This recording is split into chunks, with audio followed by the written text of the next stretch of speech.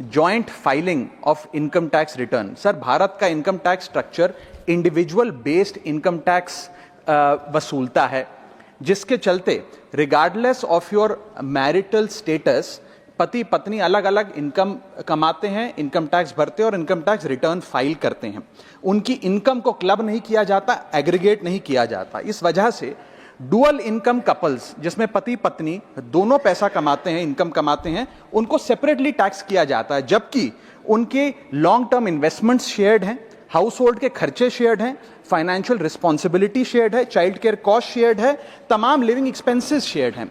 दुनिया के कई देशों में सर पति पत्नी को एक इकोनॉमिक यूनिट की तरह रिकॉग्नाइज किया गया और joint filing of income tax का प्रावधान दिया गया। लेकिन भारत में खर्चे स्पाउसेस शेयर करते हैं, लेकिन जब इनकम टैक्स भरने की बात आती है तो इनकम टैक्स डिपार्टमेंट दोनों को स्ट्रेंजर्स करार देता है। मैं आपको उदाहरण के माध्यम से समझाना चाहूंगा। सर, समझिए कि दो परिवार हैं, एक ही शहर में रहते हैं, एक ही कंपनी में नौकरी करते हैं। एक परिवार है जो 20 लाख रुपए कमाता है साल का, दूसरा परिवार भी 20 लाख रुपए कमाता है। स्कूल की fees, rent, grocery, medical bill सब समान है, लेकिन इनकम टैक्स अलग अलग। जैसे कि एक पति पत्नी है, राहुल और ऋचा, दोनों काम करते हैं। राहुल साल का 10 लाख कमाता है, ऋचा भी साल का 10 लाख कमाती है। इनकी कुल इनकम 20 लाख रुपए। क्योंकि 12 लाख रुपए तक की रिबेट पर एसएससी इनकम टैक्स देता है, तो ना राहुल को इनकम टैक्स भरना पड़ता है क्योंकि उसकी आमदनी भी 12 लाख से कम 10 लाख है, और ना ही ऋचा को इनकम टैक्स भरना पड़ता है क्योंकि उसकी आमदनी भी 12 लाख से कम है, यानी कि हाउस होल्ड का टैक्स जीरो। दूसरा परिवार है नमन और नेहा।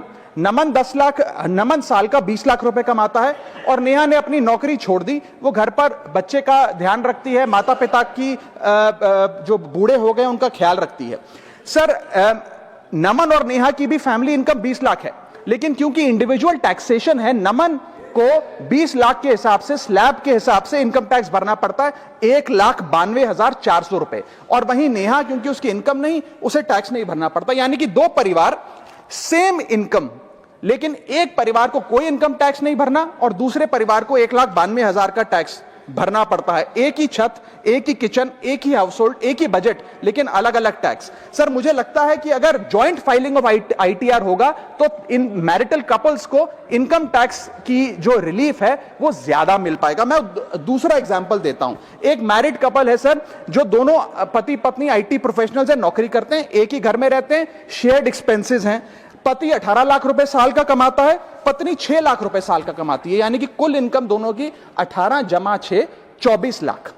अब जब इनकम टैक्स भरने की बात आती है तो पति की क्योंकि इनकम 12 लाख से अधिक है, 16 लाख, वो अपने इनकम टैक्स के हिसाब से 1,50,000 रुपए का सालाना इनकम टैक्स भरता है, और वहीं पत्नी क्योंकि उसका 6 लाख रुपए इनकम है, वो कोई टैक्स नहीं भरती है। यानी कि 24 लाख रुपए की इनकम पे परिवार को 1.5 लाख रुपए का टैक्स भरना पड़ता है। यदि इनकी इनकम को क्लब कर दिया जाए और इनकी रिबेट्स को, एग्जेम्पशंस को भी क्लब कर दिया जाए, तो कुल आमदनी इनकी 24 लाख, कुल rebate 24 lakh, 24 minus 24, taxable income शून्य, इनकम टैक्स शून्य हो जाएगा। इसीलिए मैं प्रपोज करता हूं कि भारत में joint filing of income tax return लाया जाए, जिससे मैरिड कपल्स को ऑप्शन दिया जाए कि वे इंडिविजुअल फाइलिंग की साथ साथ जॉइंट फाइलिंग भी कर सकें। अगर ऐसा होता है तो हाउस होल्ड्स को एक इकोनॉमिक यूनिट की तरह रिकॉग्नाइज किया जाएगा, टैक्स इक्विटी दी जाएगी सिंगल इनकम हाउस होल्ड में और डुअल इनकम हाउस होल्ड में।